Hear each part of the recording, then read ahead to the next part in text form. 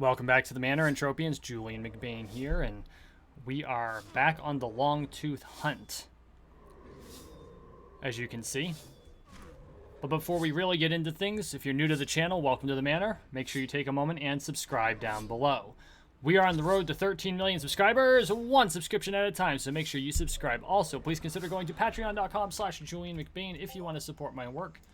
If you do, you will get copies of the Modern Entropian and Personal Finance for Gamers for becoming a member. I appreciate the support. I also want to say a huge shout out to my patrons, which are Red Kryptonite, Jay Lambertson, and Game Citizen. Thank you so much for your support. And they, too, are enjoying their copies of the Modern Entropian and Personal Finance for Gamers. So, okay. Speaking of which, today I started on my next project for my Patreon exclusive, which is the Pareto Principle. That might turn out to be an essay, or that might turn out to be a bit longer. The last time I set out to write a short essay, it ended up being some, 13,000 words. So, we're going to find out how that goes. But what it's really meant to do is explore the 80-20 rule and why 20% of your effort yields 80% of your results, and how you can use that to your advantage. And I'm going to take the wisdom of various authors and include it in there, including people like Tony Robbins and Tim Ferriss, who have really and Napoleon Hill, who have really kind of turned this into an art form for this. And I am starting to work on this too, and so this is kind of document my adventure as I focus in on what is the most effective 20% of my efforts that create 80% of my good results, so I can focus in on that.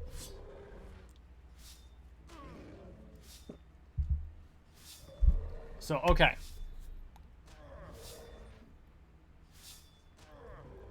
I wanted to talk about the migration hunt and the end of Iron Mission. So this is actually going to be more of an Entropia-centric video for a change. And, with the coming of the end of Iron Missions, I know that a lot of us are scrambling to finish. There's about 3 weeks left. I'm about halfway through this Iron Mission, and I am spending quite a bit of time in EU in an effort to complete it, because the prize at the end of the tunnel for this one was actually pretty good. Let's open up that neglected journal. 65 pet in heavy weapons, 42 pet in plasma weaponry attack, or 21.35 in concentration. For this one, I might actually take the heavy melee weapons, 65 pet. We all know what I'm going to take there, right? So, I mean, that's a lot of skill points. It's a lot of skill points. And after that, the Iron Missions will be gone, and we'll be transitioning to Codex only. And they haven't announced when the planet partners are going to be getting a hold of the Codex yet, which I find to be a little frustrating, because we've been waiting a year now, right? And in the next version update, the next VU, they're going to be taking away our Iron Missions on Calypso, but we still have missions of the same sort. They're not called Iron Missions, but they're basically Iron Missions on other planets. We're talking the DSEC missions on Monria, different missions on Cyrene and Arcadia. They effectively work the same way.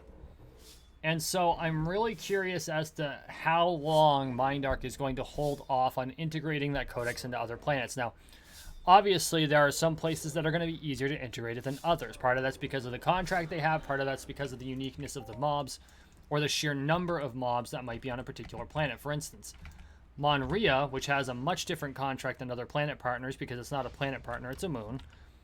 They operate like a planet partner, but they have less from what I understand, they're not quite as autonomous, which is why they don't have their own TT weapons. They don't have a lot of the things that are features in other planets. And I'm not saying that to rag on Monria. They have created a model that works extremely well. They have an extremely well engaged staff and development team that works with the players, and they're engaged with the players. And so this is not to rag on the Monria team at all. So if you think I'm ragging on Monria, you need to, you know, go back and listen to the way I've talked about them in the past. But the benefit to that closer relationship, or that less autonomous relationship, is that it'll make it easier for MindArt to integrate the codex. It also helps that Monria has only a handful of different mobs. I mean, realistically, the primary mobs that Monria have are 4. You've got Shoggoth, you've got Cultists, you've got Shubs, and you've got Yogs. And yeah, the higher level ones all have their own names, and they're not boss mobs, they're named mobs. It works kind of unique on Monria, and that's good. You know, they tried something different and it worked. But essentially, you have 4 mob types on Monria. And so that would make the codex ridiculously simple to program for Monria, especially since Monria is so integrated with Calypso, you can port from Calypso to Monria for 7-pad. That's it. 7-pad. Boop. Done. And I honestly haven't done a fuel analysis on that. That might be the cheap way to do it. Maybe that's something I'll do in an upcoming video, is a trip to Monria, avoiding the pirate route, so we'd have to take one of the smuggler routes, and which I am loath to expose, but I'll find an alternative one, or a less used one that I can go by. And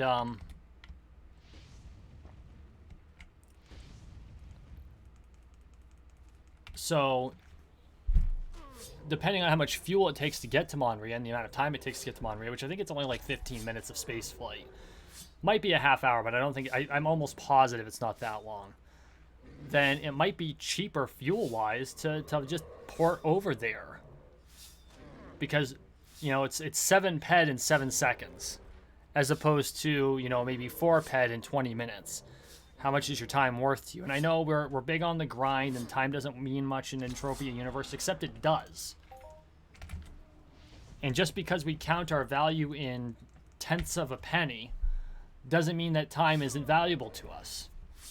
Now, there are people who make their living off this game in pennies at a time because they utilize their time very effectively. But now I'm getting off track. The point is that Monria would probably be the easiest place to integrate the codex. After that, it's up to MindArt to work with the planet partners in order to make things work, because some of the planet partners are more engaged than others. Obviously, Cyrene is engaged to a certain extent. Next Island is like kicked it way the hell up. They are super engaged, and actually I had the privilege of speaking with one of their devs recently, which was really cool. And then I participated in a streamer's video where that dev was either... I don't think he has the ability to drop mobs on you, but he was definitely egging on the person who was dropping mobs on us.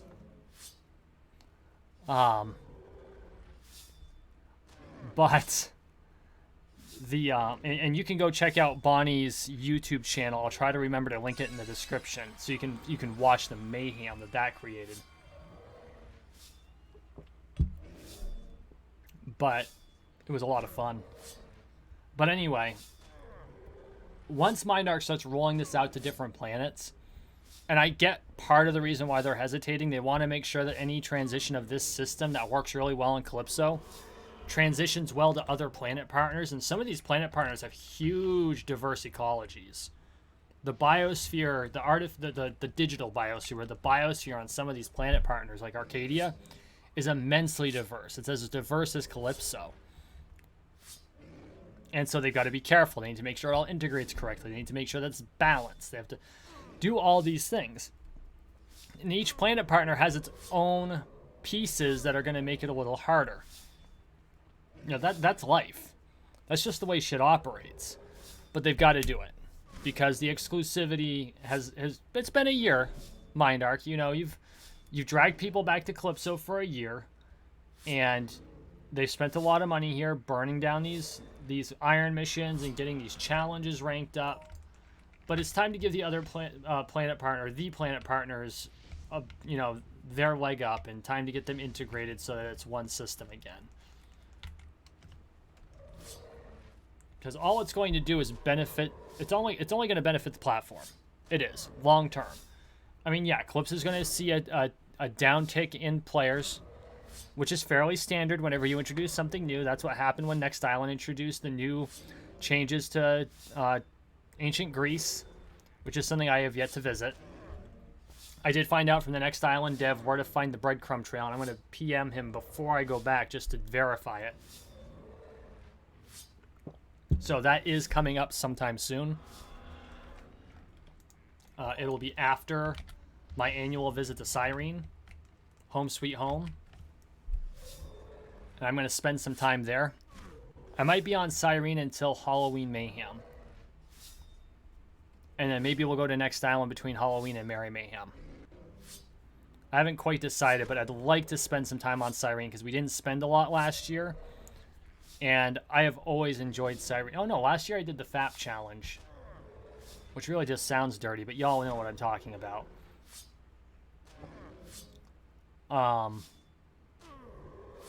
But it's true. You know, I want to try the Ancient Greece challenge, see where I'm going. I know a lot of Ubers are spending a huge amount of time there. So I don't know how successful I will be, because I don't know just how much damage these Gorgons can put out. It could be that I go there and it's a level 70 and just goes, haha. And if that's the case, then I'm definitely not ready yet. But I hear a lot of players are going. And I think even Serial Overdrive went over there to challenge it. So if he can do it, then I should be in the ballpark. So we'll find out. Now, that being said, he also has a full set of Mayhem armor, which is a step and a half above Ghost. So I might have to invest in some plates, which I've been hesitating to do, truth be told, because a full set of 5Bs are not cheap.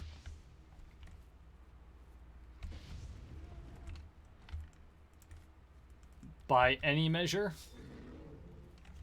They go for like 50, 60 ped each, and then you have to buy 7 of them. So that's nothing to sneeze at. That's definitely an upward tick. But you know what? If I take some time, I set aside the money, I make the depot, buy the plates, and honestly, it'll probably make my life a little bit easier. In order to offset those plates, I've been using the regen, or the lifesteal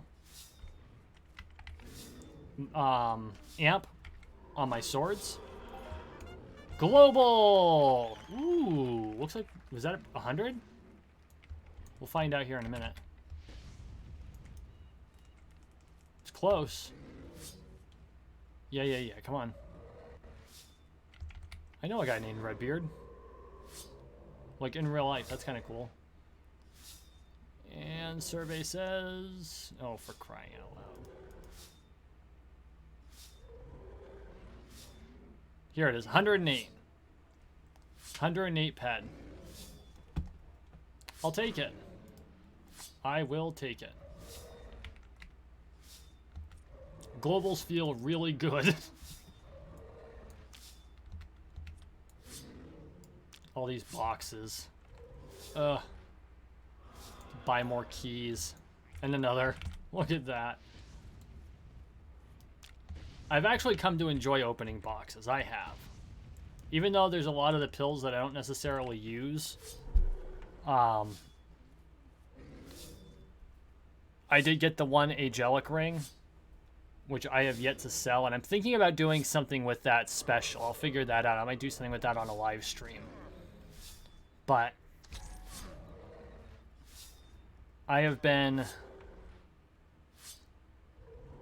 really impressed with the results of opening boxes, which I have never been a loot box person. But, you know, you either buy the keys or you buy the ammo. So it's 6 of one, half dozen of the other. And most of the boxes are full of ammo. So I'm sitting on a ton of the skill up pills, which are why I buy the expansion packs instead of the boxes. So while I still have a bunch of them, why not just open boxes? I haven't bought any of the confidential strong boxes or whatever they're called at any time recently. Although those boxes contain those super unique rings where there's only one in the entire game. And when they finally proc, then they change the prize, which I think is very cool.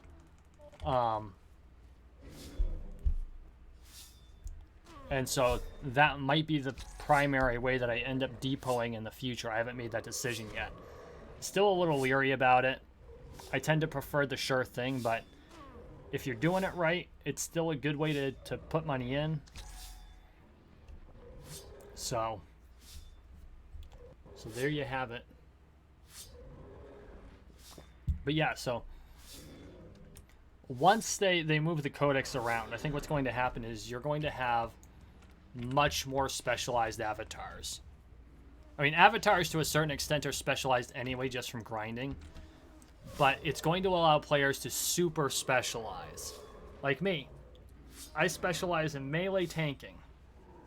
The only downside is this game does not have a taunt, which I know is deliberate, but for group play would actually be extremely helpful. But you don't have a taunt, so the skills that I have really focused in on are focused on core hit points, melee attack, melee damage. Sorry about that. Ladies and gentlemen, I'm going to make you guys seasick by doing that. And evade and dodge, because it's better not to take damage than to just tank the damage. Now, avoiding damage makes it so you don't have to spend ped. And my healing skills are pretty good for my level. No, I'm on a healing chip 5. I should be good to get a healing chip 6. I just haven't located one yet. Actually, you know what we should do is, at the end of this video, I should go back and look for the healing chip 6. That would be useful. Because as I was out there, I have found that my chip does not do anything for higher level players at all for any reason. It's like, oh, how cute. You slapped a band-aid over an open sucking chest wound. Thank you so much. I'm like, oh, I'm so useless. So yeah, that's what I see happening. Is I think that they're going to roll out to Monria first because it's similar to a planet partner, and then after making sure nothing breaks on that one, I'm sure they're going to start moving it to other planet partners. And if I had to make a guess, Arcadia will get it next, and then Next Island, and then Cyrene, and then Entropia and Toulon. My hope is with Next Island really stepping up, Toulon also starts to step up, and with the removal of the Nawa radiation belt that prevented vehicles from being used, which I thought was cool, but at the same time created a lot of accessibility problems. You had to bring a teleport chip, and they didn't give you the warning that you have to bring a teleport chip. That really put a damper on people wanting to go there. But I think that Toulon has a lot of opportunity. I think there's a lot that can be done there, and so I'm hoping that the developers really start to ramp up and build up and take advantage of what the foundation that they've laid for themselves to create this really cool small planet, because it is a small planet. It's no bigger than Monria, but there's a lot of potential content just packed, absolutely packed into that planet. And on top of it all, they have their daily system is very well formulated. I think it's probably the best formulated daily system of any planet partner. And so that was something I was really interested in, even though after playing WoW for as many years as I did, I kind of shudder at the idea of doing dailies over and over and over again. The way they did it made it feel less like doing dailies, if that makes any sense. So I think just a little bit of refinement, tweaking the way they did it, add a bit more story content, make it easier to access, find the breadcrumbs. I think Toulon has a huge amount of potential. I'm really hoping that they roll with it. And I think the Codex would do nothing but help them. I really do. I think Cyrene's the same way. Cyrene has a very engaged developer group. Their updates are slow. And that's probably a function of a number of things. I know that because of, if I remember correctly, they're based out of Singapore. And I believe that means they have a tendency toward wanting to make sure something is perfect before it's released. You know, they're perfectionists. I can relate. I too am a bit of a perfectionist. Most of my friends are perfectionists. We're going, no, this is wrong. It's like, dude, it's a hair. You're fine. Let's just brush it off your face. That is an actual conversation I had with one of my oldest friends. But yeah, no, I think that Cyrene has a lot going for it. I'm really looking forward to going back and seeing what might have been implemented. This time around, I really want to try for getting a set of the Turelian armor. Which I know I've got a full set of Turelian armor, so before you give me the funny look, my son plays, and I'd like to get him the full set of Turelian armor. So that's my goal. And the other things that I'd like to do, there's that maze. There's the maze on Cyrene that I really want to get into, and I think I've got the levels to really challenge it now. Because the last time I was there, I don't even think I was level 40 yet. I was still using the LB25. It's been a hot minute. It's been a year. And I had not intended on staying away that long. But I spent the entire first quarter on Monria. And I still didn't want to leave. Just because of the culture on Monria. But I do want to go back, and there's a couple things I want to do. And so that's going to be, if everything goes well, I'll stay there until Halloween Mayhem starts. And then once Halloween Mayhem starts, I'll pop back to Cali, and then the next trip will be the next island.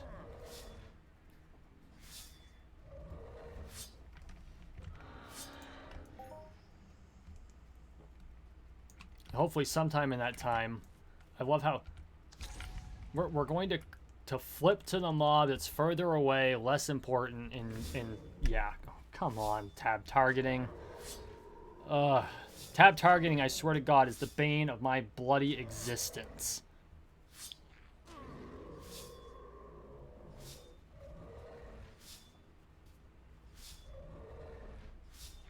So, okay, so what's the gist of this video? Number one, if you're doing iron missions, get them finished up. We're down to the wire, folks. We got less than 3 weeks left. The next version update, I think, is set for Labor Day weekend. And so we got to hammer on that. Speaking of which, on that particular weekend is when a special test for Virtueverse pops out. So I will be spending that weekend doing Virtueverse content to the extent that I can.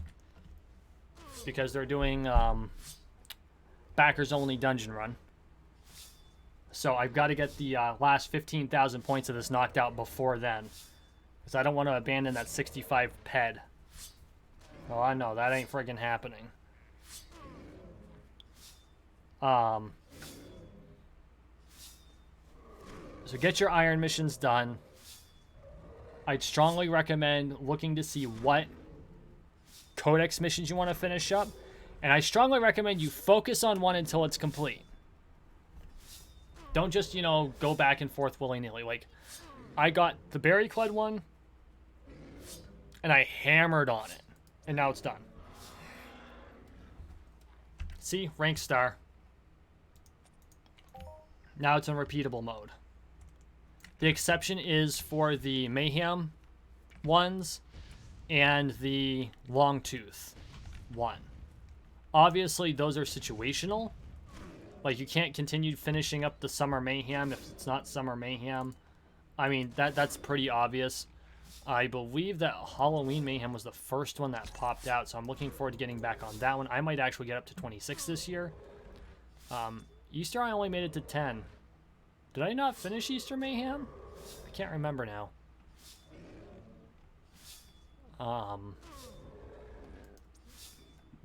Merry Creatures, rank 14. As you can see, I've gotten a couple summer creatures rank 14. Yeah, so obviously those are situational. But we don't want to... You don't want to scatter yourself too much, is basically what I'm getting at. For instance, I do have drones, I think, up to level 7. Here, it's level 9. Oh, I've got some rewards waiting for me. Oh, this is from the Bonnie. These are all the things that they popped out for us when I was hunting with Bonnie.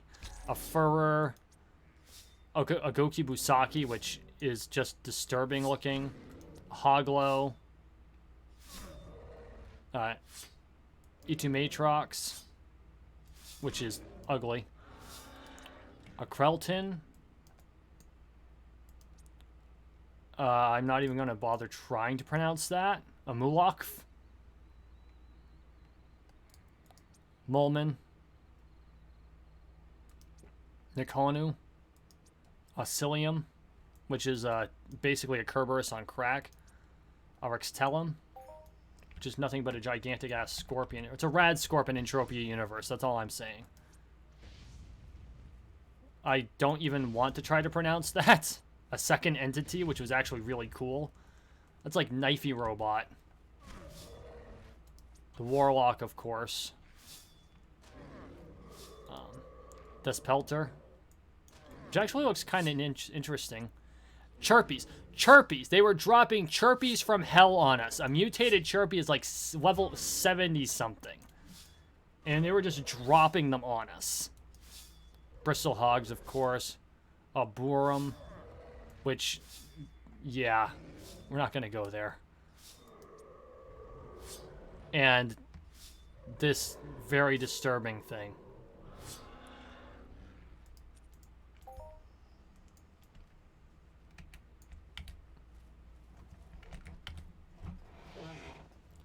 So yeah, go check out her replay on her YouTube channel. And that we had a blast. It was all laughs. And get those iron missions finished up, guys. 3 weeks, 2.5. 2.5 is the release of this video. So we're going to turn off the UI, take a pretty screenshot. And after this mob, we're going to call it.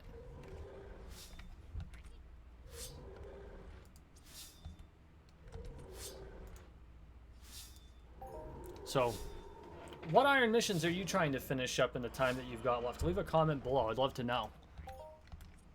And if you came after the Codex was introduced, let me know that too. I'd love to know what your opinion is on how the Codex works for you. If you're on Calypso, if you started on another planet, if you like it or dislike it compared to how things work on other planets. I'd be interested to find out how everyone feels about it. So, okay, we're headed back to base. Thank you for watching. Thank you for listening. Please like, share, and subscribe down below. We are on the road to 13 million subscribers, 1 subscription at a time, so make sure you subscribe. As always, everyone, I really appreciate the support. We'll see you in the next one.